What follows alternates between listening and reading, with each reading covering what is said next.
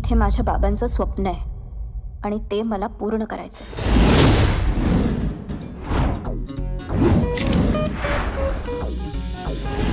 हा तुमचा प्लॅन अशक्य आहे.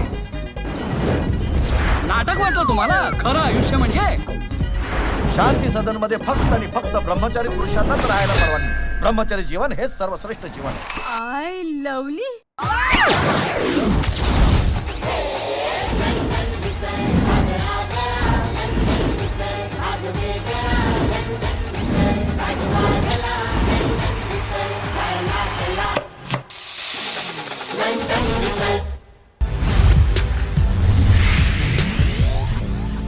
हाय हॅलो नमस्कार, मी दर्शना तांबोळी. राजश्री मराठीमध्ये तुमच्या सगळ्यांचं स्वागत. तर 8 तारखेला म्हणजेच 8 डिसेंबरला आपल्या सगळ्यांच्या भेटीला लंडन मिसळ हा चित्रपट येतोय. आता ही लंडन मिसळ नेमकी काय आहे आणि का खरं तर एवढं इंटरेस्टिंग नाव ठेवलं आहे हे मला जाणून घ्यायचं आहे, म्हणून सिनेमाची टीम आज आपल्या स्टुडिओमध्ये आली. खूप स्वागत तुमच्या सगळ्यांचं. सो दणक्यात प्रमोशन चाललंय तुमचं सगळीकडे. ट्रेलर लॉन्च इव्हेंट इतका छान झाला. कसे आहात आता प्रमोशन करून आणि इतका छान रिस्पॉन्स मिळतोय, कसं वाटतंय सर? खूप छान वाटते आणि सगळ्यांकडून खूप रिस्पॉन्स येतोय, खूप पॉझिटिव्ह रिस्पॉन्स येतोय. मेन म्हणजे सगळ्यांना खूप इंटरेस्ट निर्माण झाला की हे नक्की काय आहे, कशा प्रकारची गोष्ट आहे. आणि त्याच्यामध्ये खूप चांगलं फ्युजन दिसतंय लोकांना. लंडन पण दिसतंय, महाराष्ट्र पण दिसते, मिसळ पण दिसते, मराठी पण दिसते. त्यामुळे सगळ्यांमध्ये एक इंटरेस्ट निर्माण झाला आहे आणि तसेच मला रिस्पॉन्स येतात. हो, पण ट्रेलरच्या आधी ना तुमच्या सगळ्यांच्या रील्स ज्या सोशल मीडियावर तुम्ही पोस्ट करत होते त्या बघून एवढी उत्सुकता वाढली होती ना की बाबा आता यांनी पिक्चरमध्ये नेमकं काय केलंय. पण पहिल्यांदाच आली आहेस माधुरी, कशी आहेस, कसं वाटतंय? ऑब्व्हियसली राजश्री मराठी असं प्लॅटफॉर्म आहे, आल्यावर सगळ्यांनाच भारी वाटतं. आणि त्यात लंडन मिसळ हा चित्रपट आम्ही सगळे घेऊन येतो आणि त्याच्या थ्रूआउट आपण सगळे भेटतो आहे. सो ऑब्व्हियसली तुला भेटून तर जास्त चांगलं वाटतं Thank मला. you. आपण भेटत असतो आणि आज आपण स्टुडिओला भेटतो. सो ऑब्व्हियसली खूप छान वाटतं. येस ऋतुजा, कशी आहेस? धमाल, खूप छान वाटतंय. नायिका म्हणून माझा पहिला चित्रपट आहे आणि इतकी कमाल गोष्ट आणि कमाल भूमिका माझ्या वाट्याला आली, त्यामुळे दिग्दर्शकांचे खूप खूप आभार. आणि दुहेरी भूमिकेत आहोत दोघीही, त्यामुळे मजा येते, आणखीन जास्त इंटरेस्टिंग. अगदी खरं आहे. येस रितिका? मी तर खरंच खूप एक्सायटेड आहे, कारण मी एकतर यावर्षी तिसऱ्यांदा इथे परत आली आहे. हो ऍक्च्युली. पण या फिल्मसाठी मी डबल एक्सायटेड आहे, कारण डबल Double रोल role आहे आहे, आणि त्यात हां. मुलाचा पण रोल आहे. सो मला असं हक्कानी सांगता येणार आहे यावेळेस की मी एक वेगळी भूमिका केली आहे. So मला खूप मजा येते. कमाल. ऋतुराज, कसं आहेस? नमस्कार, मी मस्त आहे आणि मला खरंच इथे येऊन आनंद होतोय. थँक्स तुम्ही आम्हाला इथे बोलवल्याबद्दल लंडन मिसळ या चित्रपटाच्या निमित्ताने. येस जालिंदर सर, पण आपण नाशिकची मिसळ, कोल्हापुरी मिसळ, एवढ्या वेगवेगळ्या प्रकारच्या मिसळची नावं ऐकतो आणि तुम्ही अचानक आणताय लंडन मिसळ. कुठून सुरुवात झाली आहे? लंडन आणि मिसळ खरं तर काहीच संबंध नाही आहे या दोन गोष्टीचा. नावातही एक इंटरेस्टिंग किस्सा असणार. काय घडलं होतं नेमकं जेव्हा सुरुवात झाली? ॲक्च्युली या सिनेमाची गोष्ट जी आहे ती खरं तर रवींद्रनाथ टागोर यांच्या एका नाटकातल्या एका एलिमेंटवरून इन्स्पायर्ड आहे. रवींद्रनाथ टागोरांचं एक 1902 लिहिलेलं नाटक होतं, जे मला निर्मात्याने वाचायला दिलं होतं. त्याची एक वेगळीच गोष्ट होती, पण त्यातला एक जो एलिमेंट होता की एक मुलगी काही कारणाने मुलगा बनून मुलांच्या हॉस्टेलमध्ये काम करते, ही जी लाईन होती त्याच्यात, हा जो एलिमेंट होता तो खूप इंटरेस्टिंग होता. आणि दुसऱ्या बाजूला आमच्याकडे एक गोष्ट होती 2 बहिणींची की ज्या लंडनमध्ये राहत आहेत आणि त्यांचं काहीतरी एक स्वप्न आहे वडिलांचं. आणि आपल्या इथे आपल्याला सगळ्यांना माहिती आहे की महाराष्ट्रातली म्हणा अनेक मंडळी लंडनमध्ये काय किंवा US काय स्वतःचे हॉटेल, स्वतःतली महाराष्ट्रातली टेस्ट तिथे मार्केट करत असतात आणि तिथे खूप फॅन्स आहेत त्याचे. सो ती जी गोष्ट होती ती आम्ही एकत्र केली आणि त्याच्यामुळे मी ती लंडन आणि मिसळ एकत्र आली. येस माधुरी, जेव्हा तुला पहिल्यांदा स्क्रिप्ट ऐकवली काय थॉट्स होते लंडन मिसळबद्दलचे? काय सगळ्यात जास्त आवडलं? पहिल्यांदा आवडणारी गोष्ट अशी विचारतेस का? पहिल्यांदा तर हे आवडलं की मला चित्रपट, कुठल्याही आर्टिस्टला चित्रपट ऑफर होणं म्हणजे आनंदाची गोष्ट असते. आणि मला जाली सरांबरोबर मी फोनवरतीच बोलले होते आणि ते म्हणाले एकदा येऊन भेट. म्हणलं ओके.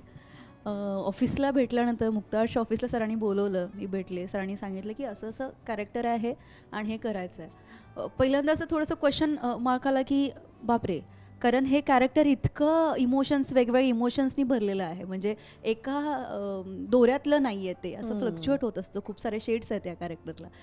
त्यामुळे मला एक्साइटमेंट वाढली म्हटलं हां हे काहीतरी वेगळं आहे, म्हणजे मी आत्तापर्यंत केलेलं नाही आहे आणि ॲक्च्युअल म्हणजे लोकांना मी तशी वाटते पण तशी मी नाही आहे, हे असं टाईपमध्ये आहे. म्हणजे सर हसतायत आता, ते म्हणतील हो तू तशीच आहेस म्हणजे मला तसं वाटलं पहिल्यांदा. आणि दुसरी गोष्ट होते की लंडनला शूट आहे ऑब्व्हियसली, हे तर मला होतंच लंडनला शूट आहे आणि इतके चांगले सगळे आर्टिस्ट आहेत या फिल्ममध्ये. आणि महत्त्वाचं म्हणजे भरत सर, मी लहानपणापासून त्यांचे चित्रपट पाहत आले आणि खूप सारं हसवलं त्यांनी पूर्ण महाराष्ट्राला. आणि त्यामध्ये आपण एक जण असं असतो की आपण फक्त पाहतो त्यांना, पण कधी असं आपण स्वप्नात पण बघत नाही की त्यांच्याबरोबर आपण स्क्रीन शेअर करू. आणि तेही त्यांच्याबरोबरचेच सीन्स आहेत माझे मोस्टली. गौरव, मी आणि सर यांचे जास्त सीन्स आहेत. आणि माझा जो प्रियकर आहे तर त्याच्याबरोबरचे माझे सीन्स आहेत. सो ती एक मोमेंट वेगळीच होती मला. किती मस्त. तुमच्या दोघींसाठी हा प्रश्न आहे. एकतर डबल रोल आहे, मुलगा पण प्ले करायचा आहे, मुलगी पण प्ले करायची आहे, त्याच्यात लंडनमध्ये शूट आहे आणि त्याच्यात इतके सगळे कलाकार आहेत, तर एक बोनांजा आहे यार हा पिक्चर म्हणजे. पण तरी सुद्धा आता या 3-4 गोष्टी मी ज्या सांगितल्या त्याच्यातनं सगळ्यात जास्त अट्रॅक्ट करणारी गोष्ट तुमच्या दोघींसाठी काय होती?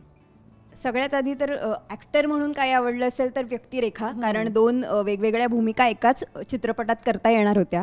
दुसरं की मी नायिका म्हणून पहिल्यांदाच काम करणार होते, एखाद्या चित्रपटाची नायिका म्हणून. ते माझ्यासाठी खूप रिस्पेक्टफुल होतं की त्यांनी आधीचं काम बघून मला ते विचारलं. आणि त्यात भरत सर, मी MD कॉलेजचे आणि सर माझे सिनियर आहेत आणि सर आमची एकांकिका स्पर्धा पाहायला यायचे किंवा एकांकिकांचे परफॉर्मन्सेस त्यांनी पाहिले. सो मला त्यांनी रॉपासनं पाहिलंय आणि त्यांच्याबरोबर आता स्क्रीन शेअर करायचे हे माझ्यासाठी खूप काय म्हणतात अभिमानाची गोष्ट मला वाटली. सो ह्या सगळ्या गोष्टी त्यात होत्याच. आणि ॲक्टर म्हणून प्रत्येक वेळेला आपण वेगळं करण्याचा प्रयत्न करतो किंवा वेगळं मिळावं आपल्याला काहीतरी असं वाटत असतं आणि ह्यात खरंच वेगळं आहे. आणि त्यात वेगळ्या जॉनराची फिल्म आहे. मी आत्तापर्यंत खूप इंटेन्स आणि इन्स्पायरिंग आणि अशा व्यक्तिरेखा जास्त केल्या आहेत ज्यात थोड्याशा सिरियस नोटला आहेत. पण ह्या जॉनरात काम करताना आणि त्यात गौरव आहे, भरत सर आहेत, रितिका आहेत किंवा सगळ्यांनीच या जॉनरात आधी आपली चुणूक दाखवलेली आहे आणि काही तर किंग आहेत. त्यामुळे त्यांच्याबरोबर काम करताना आपण नक्कीच काहीतरी आणखीन शिकू आणि ॲक्टर म्हणून ग्रो होऊ असं मला वाटलं. आणि दिग्दर्शकांनी ते छान काम आमच्याकडनं करवून घेतलंय असं आम्हाला वाटतंय. आय होप तुम्हाला सगळ्यांना ते आवडेल. रितिका, काय सगळ्यात जास्त पहिले अट्रॅक्ट केलं? मी जेव्हा आरशात माझ्याकडे पाहिलं तेव्हा मला असं वाटलं की ही मुलगी मुलगा दिसूच शकत नाही, बनूच शकत नाही. सो माझ्यासाठी हा जो चॅलेंज होता तो सगळ्यात जास्त अट्रॅक्टिव्ह होता. आणि खरं तर खूप भीती वाटत होती, कारण हे आयदर खूप चांगलं होऊ शकतं किंवा फजिती होऊ शकते. सो खूप भीती वाटत होती. सरांनी आम्हाला सांगितलं की तुम्हाला मुलगा दाखवायचं कसं ह्याची काळजी आम्ही घेतो, पण त्या अभिनयातून कसं आणायचं याची काळजी तुम्ही घ्या. सो हे चॅलेंज खूप इंटरेस्टिंग वाटलं. आणि भरत सर अर्थात होते. त्याचबरोबर मी माझ्या करिअरची सुरुवात म्हणता येईल किंवा मी खूप लहान होते तेव्हा 6 वर्षांची होते तेव्हा मी सरांच्या एका सिनेमात काम केलं होतं. एका गाण्यामध्ये निवेदिता सराफ यांची मुलगी होते मी, आणि ते मला असं सर्कल कम्प्लीट झाल्यासारखं वाटलं. मी याच्यात फक्त एक छोटंसं ॲड असं करतो की सगळ्यांनाच गोष्ट सांगताना मी ही जाणीव करून दिली होती की आपल्या इकडे मराठी सिनेमामध्ये मुलांनी मुलगी होणं हे फार टाइमपास म्हणून घेतलं जातं. 5 मिनिटासाठी कुठल्या तरी सीनमध्ये मुलगी मुलगा झाली आहे, चार्ली चॅप्लिनसारखी 5 मिनिटासाठी आली आहे किंवा गाण्यामध्ये आली आहे, काहीतरी टाइमपास करून गेली. तसं नाही आहे. इथे कोणाच्या तरी जीवन मरणाचा प्रश्न आहे, कोणाचा तरी फार सिरियस प्रश्न आहे. आणि कुठल्या तरी मुलीला, अगदी कुठल्या तरी ऑफिसमधल्या मुलीला जरी तुम्ही उद्या सांगितलं की बघा पुढचे 7 दिवस तुला मुलगा म्हणून ते वावरायचे नाही, तर तुझी नोकरी गेली म्हणून समज, तर ती रात्रभर कशाकशातून जाईल. बरोबर. कारण मुलीचा मुलगा होणं इतकं सोपं नाही आहे. पण ऋतुराज, जेव्हा तुला लंडन मिसळबद्दल सांगण्यात आलं किंवा या पिक्चरमध्ये आपण काम करतोय, स्क्रिप्ट इज द की आपण नेहमी म्हणत असतो, काय सगळ्यात जास्त तुला आवडलं या स्क्रिप्टमधलं? या स्क्रिप्टमधलं तर ऑफकोर्स आपल्याला आता काही गोष्टी उलगडल्या त्याप्रमाणे आहेच, पण मला महत्त्वाची गोष्ट अशी वाटली की ही खूपच इंटरेस्टिंग ऑन्सॉम्बल कास्ट देखील होती. आणि ज्या पद्धतीने आपण या सिनेमाकडे पाहत होतो ते आपल्याला जेव्हा जाणवत होतं किंवा आपण कशा अर्थी आपण डील करतोय ह्या विषयाला किंवा ह्या प्रोसेसला, हे मला फारच मजेशीर आणि चांगलं वाटत होतं. आणि आपल्यालासुद्धा कलाकार म्हणून आपल्याला काहीतरी वेगळ्या गोष्टी ऑब्झर्व करायला मिळत होत्या, एका वेगळ्या कलाकृतीचा भाग व्हायला मिळत होतं. सगळ्यांच्या गिव्ह अँड टेक्स वेगवेगळ्या होत्या. किंवा हे जे पात्र मी जे करतो आहे रंजन ते ज्याचं नाव आहे, तर तो मुलीच्या प्रेमात पडून त्याला लग्नाच्या दृष्टीने तो अप्रोच करायचा असतं. तर आपली जी पुरुषप्रधान संस्कृती आहे किंवा त्याप्रमाणे आपण जरी ती मानत नसलो तरी काही प्रमाणात ती कशी आपल्यात नकळत आहे आणि जी आत्ताच्या काळात आपल्याला भेदूनच पुढे जाता येईल. म्हणजे तुम्ही भारतात असा किंवा परदेशात असा किंवा जगात कुठेही असं, ते आपल्या मनातली आतली गोष्ट आहे. तर ती आपल्याला डील केलीच पाहिजे आणि ती डील केल्यानंतरच मे बी लग्न किंवा आपल्याला जे फिमेल कंपॅनियन आपण जे पाहतोय आणि आत्ता आपण जे इक्वालिटीबद्दल बोलतो किंवा नॉट बिईंग अ सेक्सिस्ट आणि या सगळ्या गोष्टी, तर ह्या गोष्टींचाही उलगडा झाला. आणि मला असं वाटतं की आपण रिअल लाईफमध्ये पण आपल्या वेगवेगळ्या फेजेसमध्ये असतो आयुष्यात आणि आपल्याला मे बी कुठे ना कुठे आपल्याला काही गोष्टी उलगडत असतात आणि त्याची जाणीव होत असते आणि मे बी आपण ग्रोसुद्धा होत असतो. तर पात्र म्हणून किती आहे, तर म्हणजे ऑन्सॉम्बल आहे असा विचार केला तर ऑफकोर्स प्रत्येकाचं इक्वली त्यात वाटा आहे, पण बहुतांश ह्यांचाच आहे. आणि जे आम्हाला एकत्र कॉन्ट्रीब्यूट करताना फारच मजा वाटत होती, एकमेकांना देवाणघेवाण होत होत्या. एक तर ते फार छान होऊ शकतं मुलींना मुलगा बनवणं असं कॅरेक्टर, किंवा कुठेतरी फजिती होऊ शकते. अशा वेळी ना कास्टिंग आपण काय करतोय किंवा कोणाला त्या व्यक्तिरेखेमध्ये आपण इमॅजिन करते हे खूप महत्त्वाचं ठरतं. सो आत्ता हे जे फ्रेममध्ये बसलेले दिसत आहेत आणि ज्या झाले नाही आहे तिथे प्रमोशनला, प्रत्येकाच्या कास्टिंगच्या मागे काय विचार होता? एक आपण म्हणतो ना की द्विधा मनस्थिती पण असते खूपदा की अरे ही इथे सूट होईल का, तर काय होतं ते सगळे विचार काय होते? सगळ्यात मोठा प्रॉब्लेम हा होता माझा, हा आहे. मला माहिती नाही, लोकांना माहिती आहे की नाही, पण अदरवाईज सगळेजण म्हणतात की जालिंदर कास्टिंग करताना काहीच विचार करत नाही कसल्याच गोष्टीचं. कारण कारेदुरावाच्या वेळेला पण हेच झालं होतं. मला हिरो हिरोईन निवडताना खूप, जे आत्ताच्या सगळ्या यशस्वी मुली आहेत त्या सगळ्यांचे फोटोग्राफ्स झीवाल्याने पाठवले होते, श्रुती मराठे, प्रिया बापटपासून सगळे. आणि मी म्हणालो की नाही, मला जोपर्यंत लोकलमध्ये उभी राहिलेली माझी हिरोईन दिसत नाही तोपर्यंत मी हो म्हणणार नाही.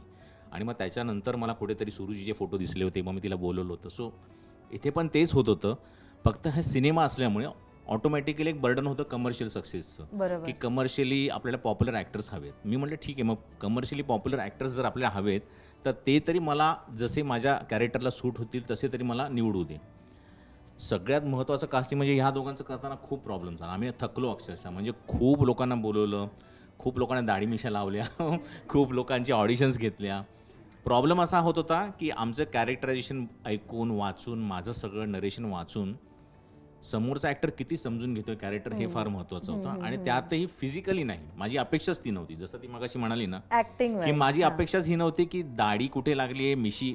आता आपण तेवढे एक्सपर्ट झालेलो आहोत, आपल्याकडे टेक्निक तेवढं एक्सपर्ट आहे की आपण दाढी मिशी सहज लावू शकतो किंवा बाकी गोष्टींचा विचार करू शकतो. पण ॲटिट्यूड वाईज जसं त्याच्यामध्ये तो डायलॉग आहे जो आता प्रोमोमध्ये पण आहे की तुझ्यातल्या मुलीला पूर्ण विसरून मुलांचं ॲग्रेशन तुझ्यात यायला पाहिजे, किंवा मुलगा बनताना, मुलगा म्हणून चालताना माझ्यातली मुलगी सगळी विसरली गेली पाहिजे मी, असं मुलीने विसरणं. आणि त्याच्यासाठी तिच्यावर कसलं तरी प्रेशर असणं, त्या प्रेशरमधून ते तिने विसरून जाणं कशासाठी तरी, काहीतरी अचीव्ह करण्यासाठी.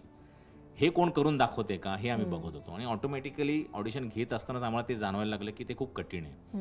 म्हणजे खूप कठीण झालं. म्हणजे कितीतरी मुलींना आज जर का इंडस्ट्रीमध्ये विचारत आहे, सगळ्या येऊन गेल्यात आमच्याकडे की हां आम्ही पण येऊन गेलो होतो तिकडे. असं आजही मला भेटल्यानंतर बोलतो हो सर आम्ही पण येऊन गेलो होतो. कारण खूप कठीण. आणि 2-3 गोष्टी याही होत्या की त्या वाटल्या पण पाहिजेत थोड्याशा. खूप पण गोड चेहरा असेल तर आमचा इश्यू होणार होता की खूप गोड चेहऱ्याचे कुणाला घेतलं तर किती दाढी मिशी लावणार. बरं, तरीही त्यातही मग आम्ही असा विचार करतो की मग ॲटिट्यूड कोण दाखवू शकतं, मग त्या दिसल्या पण पाहिजे, त्या वाटल्या पण पाहिजे. ऋतुजा. हां. आणि मग ऋतुजाची ऑडिशन बघितल्यानंतर मला एवढं कळलं की तिच्यामध्ये ते आतून आणायची ताकद आहे, मुलगा बनून दाखवायची ताकद आहे. मग बाकी ज्या गोष्टी आहेत त्या आम्ही विचार केला की आपण करूया, कारण वर्कशॉप घेणारच होतो आम्ही नंतर. आणि हिच्या बाबतीत सतत सगळ्यांना शंका होती, ऋतिकाच्या बाबतीत. पण ज्या दिवशी तिची लुक टेस्ट झाली त्या दिवशी सगळे वेडे झाले होते. तिच्या लुक टेस्टचे फोटो मी तुम्हाला देतो, तुम्ही दाखवू शकता नंतर. ते लुक टेस्टचे फोटो बघून सगळे थक्क झाले होते. म्हणजे आमचे जे मेकअप डिझायनर आहेत अतुल शिधे, त्यांनी तिच्याविषयी एक वेगळा विचार केला होता. आणि ऑब्व्हियसली आम्ही कॅरेक्टर थोडंसं वेगवेगळं डिफाईन केलं होतं की ही कशी असेल आणि ती कशी असेल मुलगा होईल तेव्हा. सो तिचं कॅरेक्टर थोडंसं हायटेक, आजच्या काळातला मुलगा तिचा दाखवायचा होता. सो त्या पद्धतीचा मेकअप तिला केला होता. त्यामुळे तिचा मेकअप बघून आम्ही हल्लो होतो कम्प्लिटली की अरे जिचा आम्ही विचार पण नाही केला होता ती पहिली मुलगा दिसायला लागली. पण ऋतिका तुझ्यासाठी हे किती भारी असेल ना की मुलाच्या गेटअप मध्ये आपल्याला बघून वेडे होत आहेत सगळे, है ना? मी तर विचार केला होता की मला किमान 5-6 लुक टेस्ट तरी लागतील आणि तरी मला डाऊट होता की त्यांना जर वाटलं मी नाही मुलगा दिसत आहे तर मला चेंज करतील मला काढून टाकतील, मला याची भीती होती.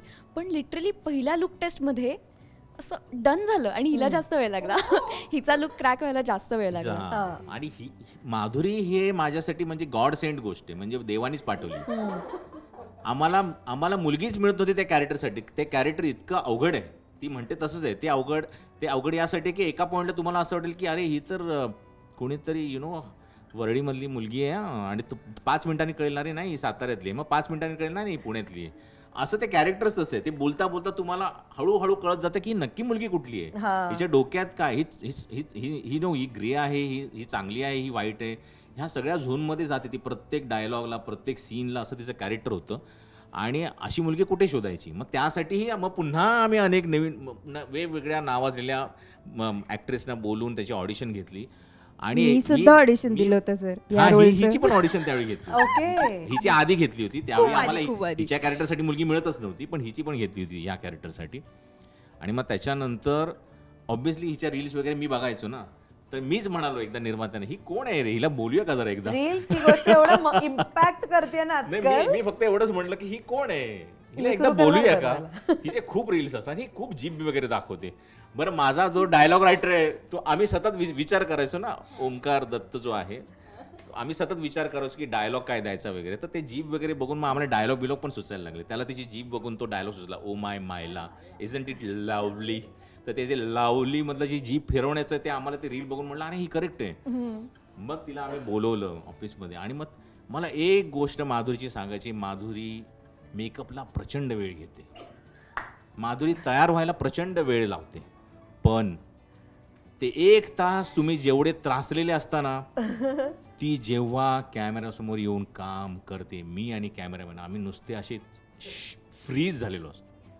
तिचं काम ती इतकं चोख करते की तो जो तिने उशीर केलेला असतो 1 तास 1.5 तास कॉम्पन्सेट होतो तो. कॉम्पन्सेट आम्ही हैराण होऊन जातो. आणि मग त्याच्यानंतर काय व्हायचं की दुसऱ्या दिवशी परत तिने वेळ लागला की आईला आता काय करायचं, ओरडायचं की नाही ओरडायचं, असं व्हायचं आमचं.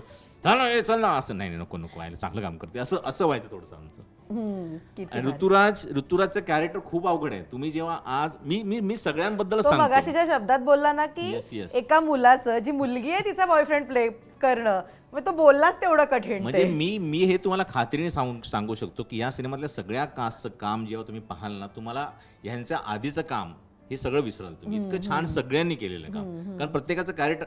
आणि आम्ही थोडं वर्किंग केलं होतं ना, आम्हाला खूप बरं वाटतं की प्रत्येकाने ते खूप सिरियसली घेतलं होतं. माधुरीने काय सगळ्यांनीच, भरतदादांनी खूप सिरियसली घेतलं होतं. भरतदादांना मी जेव्हा भेटलो होतो तेव्हा ते म्हणाले होते की मी नाही करत सिनेमात काम, मी खूप चुजी आहे, प्लीज तरी पण तू ऐकव. आणि मग मी त्यांना जेव्हा नरेट केलं तेव्हा ते म्हणलं अरे यार खूप वेगळं कॅरेक्टर आहे, खूप चांगलं आहे, आणि तुम्ही ज्या पद्धतीने सिनेमाकडे बघताय. तेव्हा त्यांनी मला धमकी पण दिली होती, ते 2 मुली कोण आहेत तर चांगले निवडा बाबा, त्यांच्यावर सगळं आहे, कोण निवडलंस म्हणलं नाही सर चालू आहे वगैरे. सो असं प्रेशर ह्या दोघींसाठी सगळीकडून होतं. क्या मला बात, कमाल. पण खूप मोठी जबाबदारी आहे म्हणजे ऍक्च्युली या दोघींवर. या निवडीची प्रोसेस तर मला कळली, पण जसं सर म्हणाले की जशी स्क्रिप्ट असते ना त्याला न्याय देणारे कलाकार ऑब्व्हियसली लागतात, आणि डिरेक्टरचं ब्रीफ तर आहेच तुम्हाला या सगळ्यामध्ये. तरी सुद्धा एक ॲक्टर म्हणून आपापला एक होमवर्क असतो.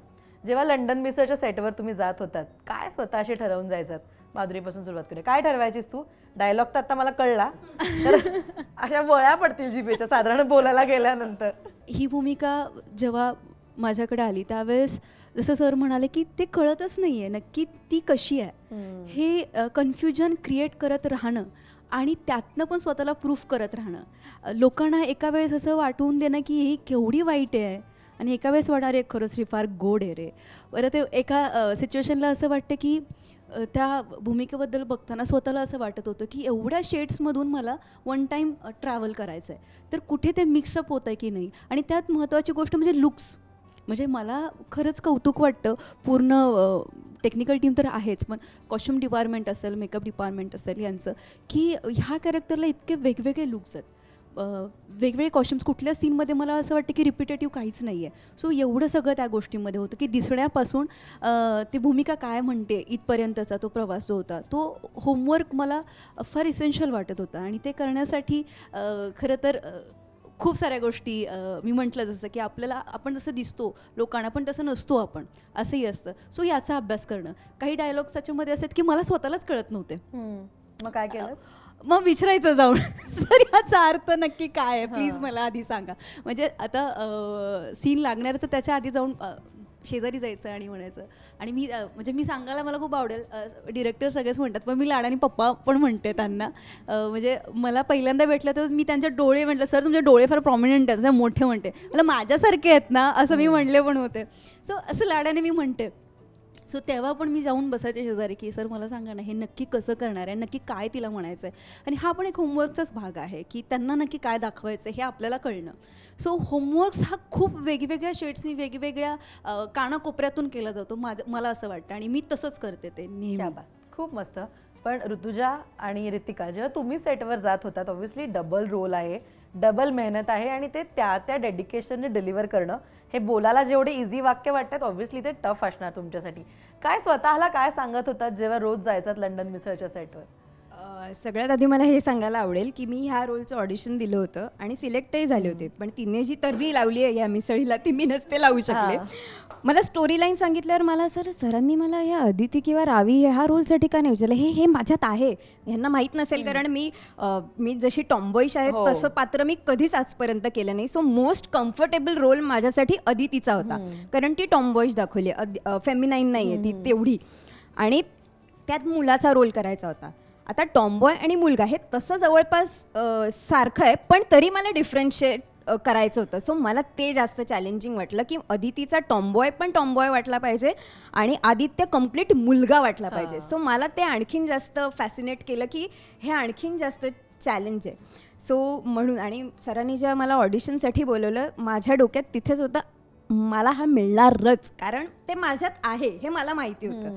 सो ऑडिशन दिल्यानंतर सिलेक्ट झाले आणि नंतर आम्ही खूप वर्कशॉप्स केले सरांबरोबर की आपण बॉडी लँग्वेजमध्ये हे आणि कुठेही आम्हाला कॅरिकेचरिश करायचं नव्हतं.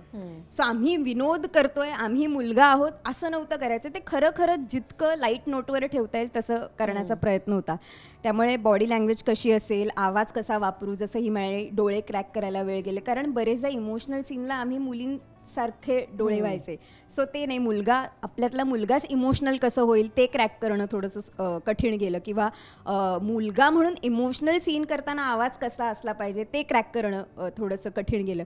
सो ह्या सगळ्या गोष्टी आम्ही वर्कशॉप करत असताना बॉडी लँग्वेजवर काम करतच होतो. पण सगळ्यात महत्त्वाचं होतं की आदित्यचा आणि तिला रवींद्रचा सोल मिळणं गरजेचं होतं. ते मला असं वाटतं आम्ही त्या गेटअपमध्ये रेडी होऊन स्वतःला आरशात पाहिल्यानंतर ते मिळून गेलं होतं. आणि एक पहिले 3-4 दिवस तर मला सगळे अरे ही पोरगाच आहे, मुली फ्लर्ट वगैरे करायला लागल्या होत्या माझ्यावर सेट वर ज्या काही मुली होत्या. आणि मग एक 3-4 दिवस मला असं का करत, नंतर म्हटलं आता आपण तेच करायचंय, मी पण मग फ्लर्ट करायला सुरुवात केली. सो मी येस आदित्य असताना सो मी कम्प्लिटली आदित्य असताना आदित्य झोनमध्ये होते आणि आदित्य असताना तर मी ऋतुजा बागवे होते असं म्हणायला हरकत नाही कारण मी टॉम्बॉयच आहे. रितिका, माझ्यासाठी कन्व्हिक्शन सगळ्यात महत्त्वाचं होतं कारण ही सिच्युएशन आणि या मुली ज्या सिच्युएशनमध्ये आहेत तीच खूप एक्स्ट्रॉर्डिनरी आहे आणि अशी सिच्युएशन म्हणजे कशी येऊ शकते असं आपण विचारच नाही करू शकत. सो माझ्यासाठी मुलगा बनताना स्पेशली त्यातला काहीतरी एक असा ॲस्पेक्ट शोधणं गरजेचं होतं जो माझ्यासाठी खूप खरा आहे, त्यातला काहीतरी खरेपणा शोधणं गरजेचं होतं. आणि आमच्या वर्कशॉपमध्ये आम्ही बॉडी लँग्वेज, आवाज ह्या सगळ्यावरती खूप चर्चा केली, भाषेवरती, मग तो कसा असेल, तो टेक्नो सॅव्ही आहे, तो आजच्या काळातला आहे, ह्या सगळ्या गोष्टींवर खूप चर्चा केली. तरीसुद्धा मला असं होतं की पण तरी काहीतरी मिस होतं आहे असं सतत वाटत होतं. पण आमचं वर्कशॉप झाल्यानंतर मी परत घरी गेले आणि तेव्हा मी रोज विचार करायचे की काय काय करता येईल असं क्रॅक होण्यासाठी. तर तेव्हा मी असा कधी विचार नव्हता केला, पण माझा एक मित्र आहे, आम्ही बऱ्याच नाटकांमध्ये काम केलं आहे आणि मला खूप ह्याला माहिती आहे. तर मी त्याच्याकडे एक दिवस असं त्याला भेटलेले असताना असं नुसतं बघत होते. म्हटलं काय झालं, तर मी म्हटलं की मला वाटतं आपण पुढचे 5 दिवस जरा अजून एकत्र राहूयात. आणि मग मी त्याला खूप ऑब्झर्व केलं, मग मी त्याच्यामधल्या खूप मॅनरिझम्सचा यूज केला, त्याच्या आवाजाचा थोडाफार यूज केला आणि मग मला वाटतं की त्याच्यामुळे फायनली मला ते कुठेतरी. कोण आहे तो मित्र, मला माहिती करून घ्यायला खूप आवडेल. ॲक्च्युली ही म्हणते तो मुद्दा खरा आहे आणि हा आम्ही ओळखलं होतं, म्हणजे असंही नव्हतं की ठळकपणे. आम्ही 1-2दा म्हणलं की बाय एनी चान्स तू आणि नाथ मित्र म्हणजे मैत्री आहे का तुमची? ती म्हणली ऑफकोर्स. म्हटलं मला कधी कधी रिझेम्बलन्स वाटतोय. नाथ म्हणून आमचा एक मित्र आहे जो स्वतः फिल्म मेकर आहे आता आणि चांगला आर्टिस्ट सुद्धा आहे. नाथ पुरंदर इज ना, if I am not wrong. Yes आम्ही एका कॉलेजमध्ये आहोत so हां. ते बरोबर हां तर मी ओळखलं आणि मी म्हणलं की त्यामुळे मला रिलेट होतं आठवते ही गोष्ट एक्झॅक्ट ठळकपणे. हां असं झालं. कमाल. पण ऋतुराज, जसं तू मगाशी म्हणालास की एक मुलगी जी मुलगा आहे तिचा आपण बॉयफ्रेंड, सो हे ऑब्व्हियसली चॅलेंज असणार आहे की कुठल्या प्रकारे काय ट्रीटमेंट द्यावी आपल्या वाटेला येणाऱ्या स्क्रिप्टला, राईट? काय असायचं सेटवर नेमकं? नाही म्हणजे आम्हाला एन नंबर ऑफ गोष्टी तेव्हा तिथे डील करायच्या होत्या. म्हणजे ॲक्टर म्हणून आपण काय कसं बघतोय हा एक भाग झालाच, तो जेन्युइन आहे, पण त्याची विचारसरणी एक वेगळी आहे, तो तिकडे परदेशात नोकरी करणारा आहे. या सगळ्या त्या पात्राच्या म्हणजे अनेक बाजू आहेतच. तो स्वयंपाक त्याला येत नाही, पण तो मग त्याला जर लग्न करायचं तर त्याला ते शिकायला लागेल. काही घरगुती गोष्टींना त्याच्या मनात अशी संकल्पना असावी की हे स्त्रीचं काम, हे पुरुषांचं काम. मग या सगळ्या गोष्टी ब्रेक करून त्याला ते डील करण्याच्या गोष्टी होत्याच. त्या व्यतिरिक्त महत्त्वाची अशी ही एक गोष्ट होती की आपल्याला भारतात आपण जेव्हा चित्रपटांमध्ये काम करतो किंवा चित्रपटांसाठी काम करतो, कॅमेऱ्याच्या पलीकडे अलीकडे वेरेवर, तर आपण एक वेगळा आपल्याला गोष्टी माहीत असतात. असं कधी वाटतं की काही पूर्णांक 1% का असेना आपल्याला एक अंदाज आलेला असतो. पण परदेशात जाताना जशी मजा होती तशी त्याची दुसरी बाजूसुद्धा होती की आपल्याला तेव्हा एक क्रंच्ड क्रू असायचा. आपल्याला कमीत कमी वेळेत जास्तीत जास्त काम करणं गरजेचं असायचं. आपल्याला स्पीड पेस लावायला लागायचं. काही गोष्टी ज्या आपल्याला संथपणे करायच्या असतात मे बी किंवा ठहराव घेऊन, तर आपल्याला काही वेगवेगळ्या लिमिटेशन्समुळे आपल्याला ते वेगळ्या पद्धतीने पण बेस्ट आउटपुट देऊनच करायचं असायचं. तर एकदा आम्ही एका गार्डनमध्ये शूट करत होतो आणि ते बेसिकली ते गार्डन नव्हतं ज्याची आम्ही परमिशन घेतली होती, ते वेगळंच गार्डन होतं. ओके. आणि नेमका ह्याचा आणि हिचा सीन चालू होता आणि एक माणूस तिकडे आला होता आणि तो बोलत होता की निघा इथून म्हणून, हिची परमिशन नाही. तर त्या माणसाला प्रोडक्शन मला फक्त समजत होता बाजूला की ठीक आहे आम्ही घेऊन जातो, आणि तो बेसिकली टाइम काढायला त्याला बाजूला घेऊन गेला होता आणि त्याने सांगितलं की ह्यांचा सीन तोपर्यंत आटपला का पण तो? नाही, पण ह्याच्याच मागे ते उभे होते. याच्याच मागे ते गृहस्थ जे काढायला आले होते ते मागे मचमच करत होते आणि प्रोडक्शन वाला. सो हा इथे बसलाय आणि हा हिच्याशी रोमॅन्टिक बोलतोय आणि ह्याच्या मागे तो म्हातारा आणि आमचा प्रोडक्शन वाला यांचं जोरात भांडण चालू आहे आणि याच्यात त्याने तो रोमॅन्टिक सीन दिलेला आहे. हा शेवटच्या दिवसापर्यंत मला बोलला, सर मी बरोबर केलंय ना? मी म्हटलं अरे हो, मी बघितलं. सगळं असं एकत्र झालंय म्हणजे ना ऋतुराज. कसा होता तो scene? नाही, आम्ही त्यावरती म्हणतो की सर हे नाही मिळालंय, सर हे काय आहे वगैरे, नाही असं असू शकत. आम्हाला मागे दंगाच होते. म्हणले हे बघ ओके मिळाल्याशिवाय आम्ही ओके म्हणू का वगैरे. म्हणलं नाही सर, तुम्ही असंच म्हणताय करून. आता रोमॅन्टिक सीन कोणाला नको मिळाला पण. आणि सर क्लोज लागलाय क्लोज, आणि मला हिचे डायलॉगही ऐकू येत नाही. ते म्हणजे नाही मला आधी याच्यात मिळालं. सर आपण काय इथे पाठी नाही लावू शकत, या सीनच्या वेळी दंगा सुरू होता त्यामुळे, पण समहाऊ तो ओके मिळाला असं वाटतं. पण म्हणजे हे असे काही प्रसंग होते, पण ह्यांनी आम्हाला मे बी आमच्यातलं बॉन्डिंग सुद्धा काही प्रमाणात आम्हाला चांगलं आलं की एकमेकांना सपोर्टिव्ह आम्हाला असणं भाग होतं तेव्हा. पण जसं तू म्हणाला की कोऑपरेटिव्ह असणं गरजेचं आहे. खरं तर लंडनसारख्या देशामध्ये जाऊन शूट करणं, लिमिटेड क्रू असतो आणि एवढे कलाकार बरोबर असतात, स्क्रिप्ट एवढं भन्नाट असतं. कलाकार इथले एवढे आहेत, तिथले अजून एक 15-20. अच्छा, लंडनमध्ये आणि तेही महाराष्ट्र, आणि ते एकापेक्षा गावली. कारण त्याचं कारण हे होतं की जे तिकडचं जे आम्ही दाखवलं होतं मुलांचं हॉस्टेल, ज्याच्यामध्ये मराठी मुलं राहत आहेत बाहेरच्या देशातून आलेली, तीही आगाऊच होती. सो ती आगाऊ कार्टी पण आम्ही कास्टिंग 2-3 महिने आधी ऑनलाईन ऑडिशन करून निवडली होती. ती ऑनलाईन तर जरा कमी आगाऊ होती, ऍक्च्युअल मध्ये ती जरा जास्तच आगाऊ होती. सो तीही होती, म्हणजे तेही यांची मित्र झाल्यामुळे सगळे आगाऊ मुलांचा कम्प्लीट ताफा होता. क्या बात. पण कमाल सीन तुमच्या प्रत्येकाच्या वाट्याला आले असतील या लंडन मिसळमध्ये. पण एखादा असा सीन असतो ना जो आपल्याला दिल को छू जात आहे किंवा खूप आवडतो, तो फनी असेल किंवा तो इमोशनली असेल. तुमच्या चौघांसाठी हा प्रश्न आहे. ऋतुराजपासून मी सुरुवात करीन. कोणता सीन सगळ्यात जास्त भिडलाय मनाला लंडन मिसळमधला? क्लायमॅक्स नको सांगू, फक्त आवडीचा सीन सांग तुझा. भरत जाधवांबरोबर भरत जाधव आणि आमचा सगळ्यांचा मिळून एक सीन होता. तर तो म्हणजे चित्रपटात आपल्याला पाहायला मिळेलच, पण त्यामध्ये म्हणजे it was about timing, it was about understanding. त्यामध्ये सगळ्या ॲक्टर्सचा जी समज आहे ती ते कस लावून तिकडे आम्हाला म्हणजे कस लागला होता तिकडे आमचा. आणि त्या व्यतिरिक्त तिकडे वेदर हे पण हा एक वेगळा चॅलेंज आम्हाला आला होता. खूप जास्त थंड वातावरण होतं, पण त्यामध्ये प्रत्येकाचे वेगवेगळे पुन्हा कॉस्ट्युम्स. भरत जाधव स्वतः धोतर नेसून होते आणि आम्ही सगळे वेगवेगळ्या आपल्या पेहरावामध्ये होतो. तर तेव्हा आम्हाला एकमेकांची गिव्ह अँड टेक होती. मग त्यात ॲक्शन्स होते, तर त्या दृष्टीने तो एक सीन सगळ्यांचा ऑन्सॉम्बल कास्टचा तो एक होताच इंटरेस्टिंग. त्या व्यतिरिक्त ऋतुजाचा आणि माझा आमचेही काही ती मुलगा म्हणून आणि असलेली तो जो एक सीन आहे तो पण आमचा अप्रतिम आहेच. मे बी ऋतुजा त्याबद्दल डिटेल सांगेल. पण धमाल. मला थोडक्यात एवढंच सांगायचं की असा एक कुठला ठोस प्रसंग किंवा सीन विचार करायला झालं तर ॲज सच नाही आहे, कारण प्रत्येक सीनमध्ये मे बी आम्हाला तेवढीच इक्वल मजा आली ह्याबद्दल. आणि आम्हाला करताना मजा आली ह्याचाच अर्थ असं वाटतो कदाचित की ऑडियन्सलाही पाहताना नक्की मजा येईल अशी आम्हाला आशा आहे. Yes, thanks. रितिका. तर गौरव मोरे आमच्या दोघींचं भांडाफोड करायचा प्रयत्न करत हो. असतो, आम्हाला एक्सपोज करायचा प्रयत्न करत असतो. तर तेव्हा मी आता फार नाही सांगू शकत, पण चित्रपटात थोडं असं इंटरव्हल नंतर हा सीन येतो जेव्हा तो मला एक्सपोज करण्यासाठी एक स्पेसिफिक गोष्ट करतो आणि तो खूपच कोड्यात बोलावं लागतंय पण तो एक सीन आहे, तो खूप कमाल सीन आहे. आणि कारण एकतर तो कॉमेडी खूप झाला आहे आणि त्यात सगळ्याच कॅरेक्टर्सच्या रिॲक्शन्स भन्नाट आहेत. भरत सर पण आहेत, गौरव पण आहे, निखिल पण आहे. आणि तो असा खूप म्हणजे असे काही काही सीन्स असतात ना जे स्क्रिप्टमध्ये अर्थात छानच असतात, पण जेव्हा आपण सेटवर जाऊन ते करतो एकत्र सगळे ॲक्टर्स मिळून, डिरेक्टर मिळून, जेव्हा तो सीन काहीतरी वेगळाच बनतो. सो मला तो स्क्रिप्ट वाचताना असा ओके सीन वाटत होता, पण जेव्हा तो सीन झाला तेव्हा माझा तो फेवरेट सीन आहे. येस. सॉरी मला जस्ट आठवलं की म्हणजे स्पेसिफिक बोलायला जावं तर असं की मला आम्ही एकदा पाहत होतो म्हणजे सिनेमा बांधताना त्याचा अंदाज येत होता नव्हता असं कधी कधी वाटायचं. पण एकदा मी जालिंदर सरांबरोबर होतो, आम्ही थांबलो होतो आमच्या सीनसाठी आणि आम्ही गौरव आणि माधुरीची एंट्री पाहिली होती. म्हणजे मे बी तो फक्त तो एक शॉट असावा जो आम्ही पाहिला, तर तेव्हा आम्हाला फारच म्हणजे तो सीन नॉट नेसेसरी आपला असलं पाहिजे असं वाटलं मला आत्ता आठवतं ना. तर तो मी जालिंदर सरांना म्हणलो की सर हे जे कास्टिंग झालं आहे आणि ते जे व्हायब्रंट आपल्याला जाणवतात गोष्टी, तर मला हे खूपच म्हणजे जमेची बाजू वाटते सिनेमाची. आणि ऑफकोर्स मग म्हणजे the credit goes to makers as वेल.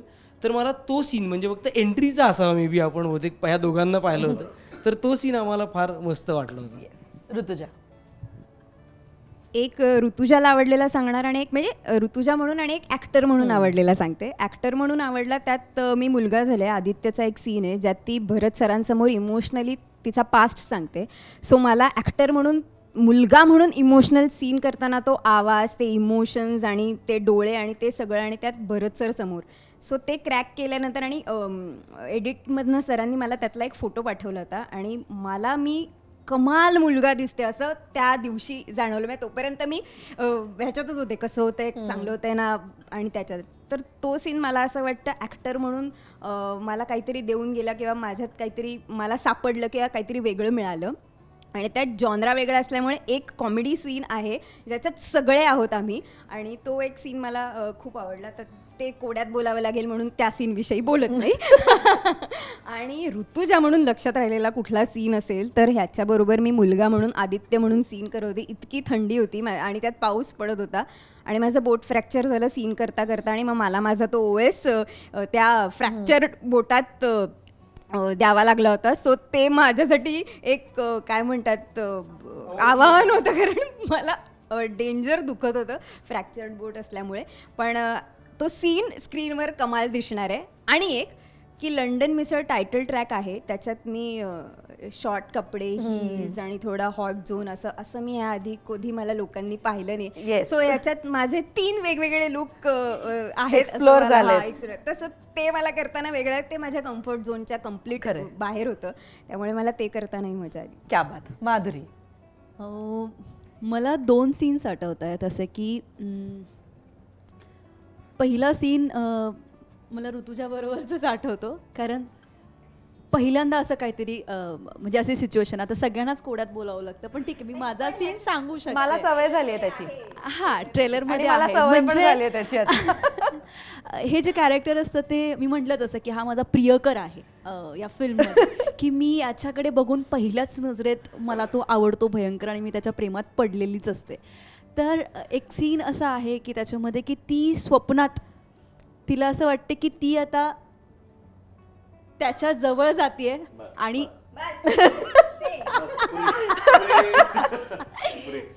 सगळ्यात सीन असे कोड्यात आहेत. पण मला तो ऋतुजा बरोबरचा सीन, कारण एकतर अनकम्फर्ट फील होणं पहिल्यांदा असं वाटतं, आणि आपण स्वतः अनकम्फर्ट असेल तर आपल्या को-आर्टिस्टला ते जास्त जाणवलं तर तोही तसाच होतो. बट मला असं वाटतं तो सीन का मला आठवतो जास्त, कारण दोघींनी पण तो खूप चांगला दिला, आणि सीन झाल्यानंतर तो बघितला तर अरे हा प्रॉपर छान झाला, म्हणजे आपण ह्या सीनला कुठेतरी वाट नाही लावलेली, खरंच चांगला झाला. तो मला असं वाटतं की मी पहिल्यांदाच असं काहीतरी स्क्रीनवरती सीन दिला. आणि दुसरा मला आठवतो की भरत सरांबरोबरचा, कारण मला ऑलरेडी पहिल्याच सीनला असं फार बर्डन वाटत होतं, पण सरांबरोबरचं कॉमिक टायमिंग मॅच करणं हे अशक्य आहे खरं तर. आणि माझा एक सीन त्यांच्याबरोबर आहे ज्याच्यामध्ये ती पूजेची थाळी वगैरे करते, आणि त्याच्यामध्ये तिने पहिल्यांदा साडी वगैरे वेअर केलेली असते. आता साडी हा एकतर माझ्या फार जिव्हाळ्याचा आणि जवळचा प्रश्न आहे, म्हणजे मी पहिल्यापासून फार साडीमध्ये वावरलेली आहे. आणि त्याच्यामध्ये असं एक होतं की मी पळते आणि साडी पहिल्यांदा घातली आहे आणि म्हणून ती पळते, असा एक सीन त्याच्यामध्ये आहे. आणि मला ऑलरेडी साडीची एवढी सवय आहे की मी त्या साडीमधून पडू शकत नाही, म्हणजे हिल्सवरती साडीवरती इतकं परफॉर्म करू शकते वगैरे सगळं, आणि ते मला मुद्दामून करायचं आहे. तर मला असं वाटतं यार मला साडीची सवय आणि कसं होणार. पण मला असं वाटतं की तो सीन 2-3 वेळा मी असं केलं आणि पडली आहे त्याच्यामध्ये, पण तो बघताना मला स्वतःला असं वाटलं की हां नाही वाटते की पहिल्यांदा साडी घातली आणि ती पडली. तो मला थोडंसं अवघड वाटलं होतं. आणि त्याच्यामध्ये तिने मला विचारलं होतं, सर खरोखर पडायचंय का? ओके, मी म्हटलं म्हणजे पडायचंय तुला, पडायचंय. पड. आणि मग ते एकदा पडलं तर सर नाही हे वाटतच नाही, खरं पड, असं 2-3 पडायला लावलं.